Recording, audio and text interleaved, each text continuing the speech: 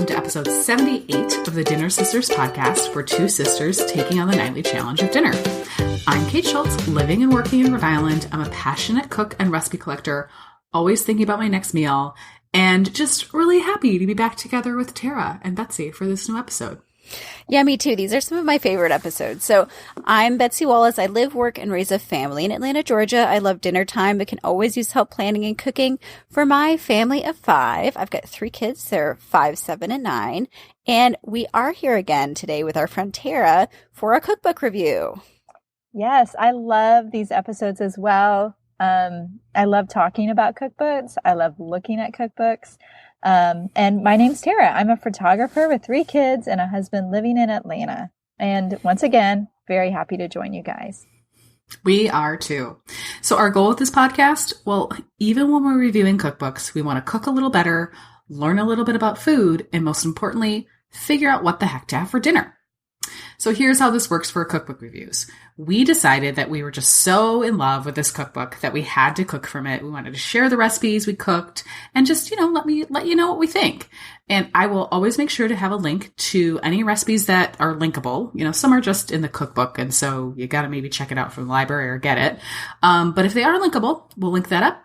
And also a link to purchase the cookbook on our website, which, by the way, is dinnersisters.com. And if you'd like to hear our other cookbook reviews, we talked about Small Victories by Julia Turshen in episode 21, Kashka by Bonnie Morales in episode 31, Sweet by Helen Go and Yotam Ottolenghi in episode 38, What's Gabi Cooking? That's Gabi Dalkin, episode 48, Zaytoon by Yasmin Khan, episode 59, Simple Cakes by Odette Williams. In episode 68, we are just making progress here, ladies. Love it. Love it. Yeah. So fun. Yeah.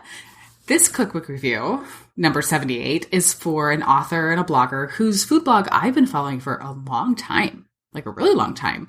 Her name is Molly Yeh. She has been writing my name is Yeh for years. I should really look that up. But she's got this fantastic blog that she posts these beautiful pictures and wonderful recipes on. And she wrote her cookbook, Molly on the Range, about a year ago or so. And now she has a TV series on the Food Network. So super impressive. Yeah, I was really intrigued by this one, Kate, because she is such a popular food blogger and personality. But unlike you, I had not followed her. Oh. I'm not sure I've cooked really at all from her blog.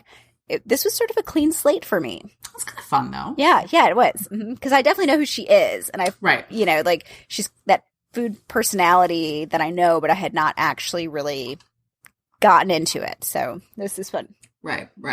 Yeah, and I found out about her, I believe, through Instagram or the blog world. Like you, Kate, I have followed her for a few years, but never tried out her recipes. I think what attracted me to her, though, was the combination of cultures that she presents in her cooking. So Jewish, Midwestern, Chinese.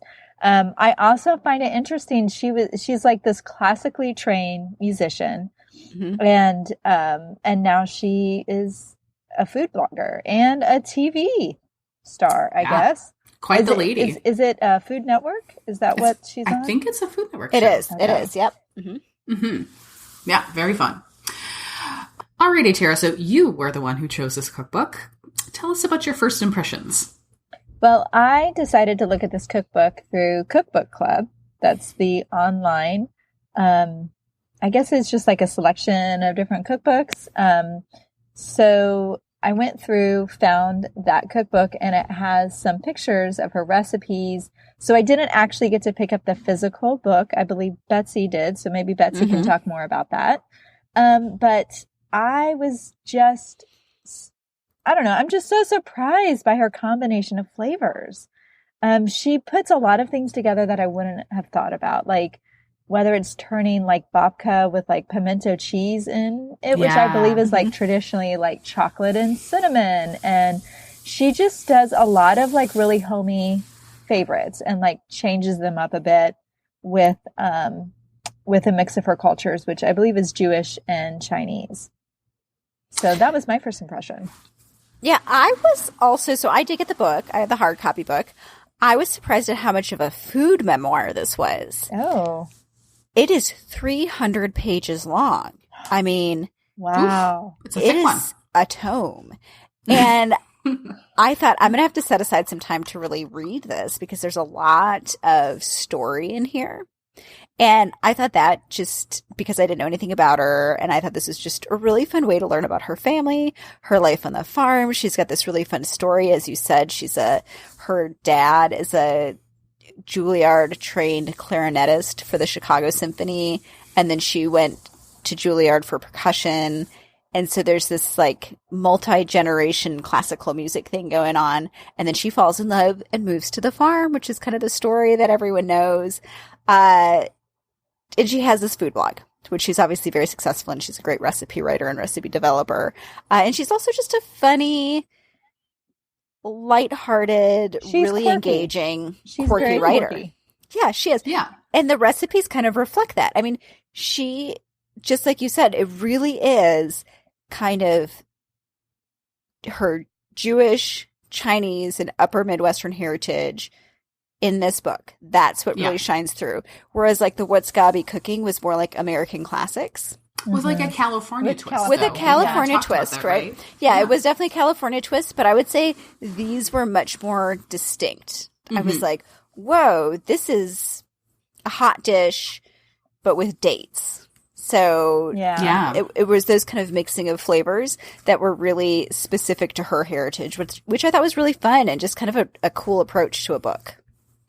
Yeah, I noticed that too. I thought it was a very authentic read. Her recipes are definitely like you guys both said, like who she is, which is just makes it so much more enjoyable. I really appreciate someone who's just like, here's how I am, take it or leave it. I had been reading her blog for so long. I was like, I know all about her in the way you think you know all about people who have blogs, you know? But her book really delved into her story a bit more, which is really fun. And I was interested to see how well her online world kind of translated into a book, which can be tricky, but I think she did a great job with it. Her style is pretty distinctive, and I think that showed through the book. You know, the photography is light, it's bright, it's cheery. She kind of has I would say like a muted primary colors theme going on, which is very pretty. And if you're a visual learner, though, I will say, while there's lots of photography, there's not a lot of step-by-step photography. So, but, you know, the finished products are always absolutely gorgeous. You know, and I would say too, like her recipes aren't that difficult to do. So they're very accessible. The flavors, while really very fun, I didn't find them to be foods you couldn't find, you know, at your local grocery store. You know, so I really enjoyed that. Okay, so here's the real meat of the matter. Yeah. What did we all actually make? So Betsy, what did you actually make from the cookbook? What was your highlight for you? Yeah, so I'm going to talk about hummus with meat all over it, which is Is that the real title? That's the actual title. Awesome. I'm reading it from the book, which just gives you a kind of a flavor of how she writes in this book, which is not taking anything too seriously. It's really fun. And you're thinking, yes, okay. Like that might be kind of fun. And it says hummus with meat all over it or hummus and beef nachos. And so it says I'm intrigued. I know. Both titles are tempting. Aren't those funny? Question. How do you make a plate of hummus filling enough for a bunch of big burly farmers? Answer, put meat all over it. And that's how she kind of teased this recipe up, which is really cute. And so I made it, and the ground beef actually gets browned on the stovetop with some warm spices like cumin and cinnamon and allspice and that kind of, those kind of flavor profiles. You sort of sprinkle it on top of the hummus, which she has instructions for in the book. You make your own hummus, or I suppose you could buy it. But in this case, I did make my own hummus. You sprinkle it with some parsley. You sprinkle it with some pomegranate seeds and some pine nuts, and you serve it with pita chips. And so I actually made this and another one of her things in the snack section, which is the crispy oven fries with feta and muhammara. And the the muhammara is like red pepper, walnut, lemon juice, olive oil, all in the food processor, kind of blended. Yum. You know, kind of dip almost. So I put those two together for a dinner and sort of taking from I thought, all these flavors kind of remind me of zaytun and how she was telling us to put just a couple of these snack dishes on the table for a meal together. And that also kind of pulls from that Israeli Jewish, you know, that region of the world sort of eating. And so that was kind of my favorite meal that I made out of this book. And I will say that came from her snacks section. So she has like snacks and farm lunch and hot dishes and mains and desserts, and it's all kind of broken up into these fun categories. So this was a few dishes from the snacks category that I started out with. Tara, what did you make? What was your kind of big cooking project from this cookbook? Well, you know what? So I made 3 recipes, and all 3 were good. I had one of the recipes I made was the cardamom orange cabernet. Oh, okay. Which I completely screwed up. I mean, from start to finish, and it was still gone. Like my family still like talk about a twist in the story. I was like, oh no, what happened? No, so it started out like I think I did all the ingredients correctly, but I don't think I rolled it correctly. I know I didn't have the right pot that you're supposed to use. You're supposed to cook it for 8 hours. I cooked it for 3. You're supposed to use a lid. I didn't even read that part. Oh, man. I mean, I'm going to blame it on the fact I had a sick kid at home that day. Because, you know, beginning of the school year, everybody gets sick. That's just what happens. In fact, I just wanted to apologize because I got a nasally voice right now because thanks to my children, I'm also a little under the weather. But anyway, so I'm just saying I screwed up this recipe like royally. And it was still gone the next day. My 9-year-old said, this is some of the best bread you've ever made, which is shocking. It is shocking because there's no icing on it. It's just a really straightforward, kind of like almost like a cinnamon roll that you just cook for a really long time. I guess ideally you're supposed to leave it in overnight. I think that's the traditional way. It's a Yemeni bread. So, because I thought, no way do you cook this for 8 hours. So I actually looked it up, and I believe the New York Times had a similar recipe, but just different like flavor profile. Anyway, so I screwed it up. I'm going to try it again though. I don't know though, Tara. I saw a picture of it. It still looked pretty darn good. It was very pretty. It was really pretty, but like I just couldn't believe how much I screwed up that bread. But the dish I really want to highlight, because this is something I'm definitely going to be making this fall and winter, was the chicken hot top pot dish. Oh, that's a great name. She has good names. She does. You know how to have a good recipe title. Fun. Yeah. And so this one, it's covered in tater tots. My children were so excited about this meal. But it's essentially a chicken pot pie with tater tots on the top.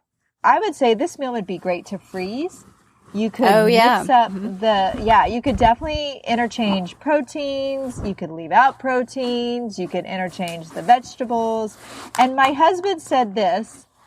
He said, it's crazy. It tastes like you made it from a box, but I know you didn't. And I think that's a praise. That's how he put it. Yes. So it has this like almost like, I don't know, like box macaroni. Like we all like it, but you don't want to admit it. You know, it's kind of got that, like you would expect to see this dish at a church potluck. It's kind of the nostalgia with that too, a little bit, where you're like, gosh, this is just good. Yes, it is. It is very homey, stick to your ribs, and it's very Midwestern. And I think that's the reason, because I'm also from the Midwest.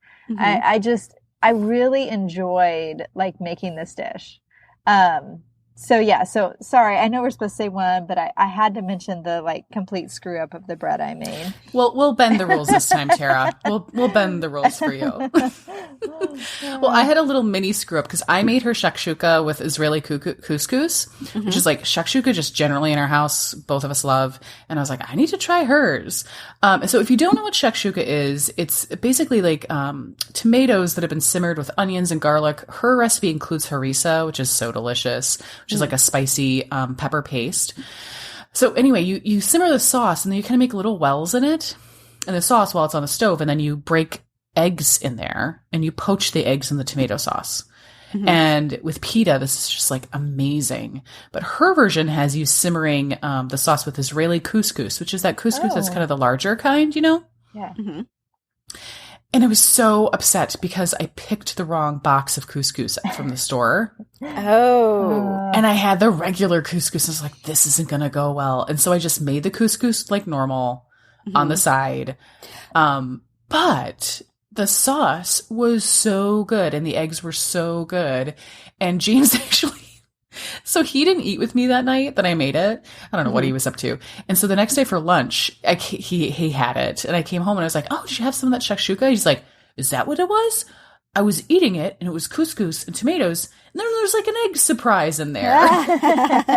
He's like, it was so delicious. I was like, egg surprise it is. So we may just actually call that egg surprise now in our house.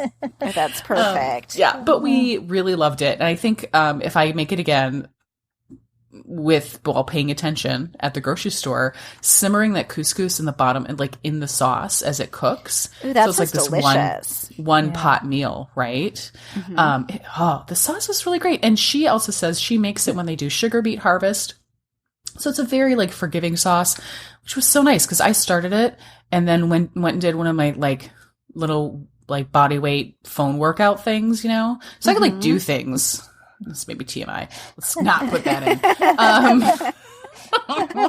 I mean, that is what I did. But then while it was simmering away, and they kind of came back and finished it up, which was fantastic. I really like that one. Yeah. Tara, did you make anything else? I did make the Nifla soup. I'm not sure how you say it. It's German, but it's like a dumpling chicken creamy soup. It's amazing. It's another really hearty kind of Midwestern kind of recipe that I picked out. So it was really good. Yeah, I mean, as we go into fall here, I mean, Rhode Island, we've definitely, things have cooled down a bit. I am finding more and more of her recipes like appealing. I'm like, ooh, I'd make that in a couple weeks. Yeah. Definitely. I actually made her peanut butter surprise cake. No, peanut butter party trick cake. I'm called peanut butter surprise. It's peanut butter party trick cake, and it is a 1 bowl cake, which is really, really fun. Yeah. I know Betsy loves a 1 bowl. I do. So it's got peanut butter in it. You just, dry ingredients, the flour, the sugar, and then you just mix in peanut butter into the batter, and you bake it in one pan. It's just like a snack cake size, which I also really like, you know? Yeah. And you can do it plain, which is what I ended up doing because I had no heavy cream in the house. I made it like literally the morning before I went to work. So it goes that quickly, which is great. Oh, wow. Okay. Yeah. And I brought it in and it was still a little warm. And I'm not going to lie, some of my like cube mates had a little piece with their coffee a little bit warm. I was like the hero in the office. They're like, what is this cake? And a lot of people loved it because they're like, I love peanut butter. Yeah. It was like people who aren't maybe like chocolate people or whatever. It was so delicious. I'm really happy to have that in my back pocket because I'm definitely making that again. Yeah, I ended up making at the last minute here kind of her brown sugar cookies, which is also in the dessert section, which she calls or chocolate chip cookies without the chocolate chips. So, and that's kind of essentially what it is. It's almost like a sugar cookie, but it tastes like chocolate chips cookies without chocolate chips. So that was also fun. And she's got a huge dessert section. We should mention that in here. I mean, was really, and she loves marzipan. So there are a lot of marzipan tahini. and tahini. Yeah. Yeah. And so, it's just really the dessert section. I don't think we cooked a ton from it, but there's a lot in it. I mean, there's just a lot of recipes. Yeah, a lot of recipes to get through. She's a big cake baker, and so she's got several recipes for I wanted to make her chocolate tahini cake, and then I realized I only had half a cup of tahini, which was only going to make half the cake. I'm like, bummer. But I've definitely got that on my list. She's got a funfetti cake that's really, really fun. So, yeah, a lot of really great options. And she's also got a lot of breads. Like different types of bread. So if this, it's kind of for those who are bakers and cooks. Yes, that her scallion pancake challah is on my list. Yeah. It sounded really good. It's just a really complete book. I'm telling you. Is the whole pizza chapter we didn't even hit. I mean, I know. There's a lot in this book. Yeah. Okay, so what is our final judgment, our rating? Should we buy it? Who would you buy it for? Last thoughts. Okay, so I did buy this because, as I've mentioned before, I'm keeping with my tradition of buying the cookbooks and then I write little notes in it. It's my memory keeping for our podcast. So I have this cookbook. I will say I would preview it first, make sure that these flavors is something that you're going to like, because I'm not sure if it's universally appealing. Like, this is not a joy of cooking. This has a distinct voice and a distinct like recipe flavor profile, and not unlike books we've reviewed in the past, right? I mean, you just, if it's if it's a flavor profile and it's a book you think you might like, but I would preview it first. Yeah. I'm gonna have to agree with Betsy. It's not that the recipes are necessarily hard; they're just a little bit more involved, maybe. And I think it's just that combination of with like the baking, and then there's also a side for the cooks. I think it's definitely an interesting cookbook. I would love to get my hands on the hard copy. After hearing you guys talk about how big the cookbook is, because I wasn't aware how big the cookbook actually was. So I'm gonna have to see if my library has it, and then I'll decide if I'm gonna buy it. Mm-hmm. Yeah, I think that along with what both of you were saying, it got a big variety of recipes. If you have a friend that you know is a fan of hummus, maybe is looking to get some new recipes in her rotation, and like a fun birthday or something's coming up, I would definitely buy this as a present for somebody. Mm-hmm. Not for like a beginning cook who's just trying to figure out how to boil water, but someone who's like, oh yeah, I enjoy cooking and I'd love a new cake recipe. Yeah. It's definitely got some fun things in there, ideas that I hadn't thought of before, which is always fun. Like I hadn't, seen a scallion pancake challah before, and so there's definitely new and unique recipes in there, which I thought was really fun. And her voice is really engaging. And if you like a cookbook that has some stories along with it, this one's a great one for that. Yeah, I agree with that, Kate. It has recipes that will take you sort of out of your comfort zone. And there were some interesting things that I'm kind of excited to make. So it was a fun sort of out of the box cookbook. And I liked it. Yeah. And I'm glad we're doing it now at the very end of summer, because it's gotten me excited about going into the fall, going into the winter. And I know Betsy can attest to this, but we've had in Atlanta a couple cooler days, which has really gotten me in the mood for like fall baking. And I think like we keep on mentioning, but like there's just some really interesting recipes in here to bake with.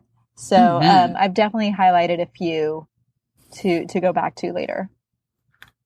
Well, thank you so much, Tara, for joining us for another cookbook review. Oh, you're welcome. Guy, I love doing this. Yes. Well, we cannot wait for the next one. Maybe listeners don't know. We kind of I think hint around at this, but Tara is always in charge of picking out the book. So we're excited to see what her next choice might be. So that's what's for dinner this week in this special episode. See you next time on the Dinner Sisters. We'll save a spot at the table for you. Would you like a little dinner in your inbox every week? Subscribe to our newsletter by going to our website at dinnersisters.com. We've got all our show notes, all of our impressions, like the recipes we cooked, any other points or things that we talked about on this show. If you have some dinner ideas, you can also shoot us an email at dinnersisterspodcast@gmail.com. Not just dinner ideas, cookbook ideas. We'll feed them over to Tara and see what she thinks.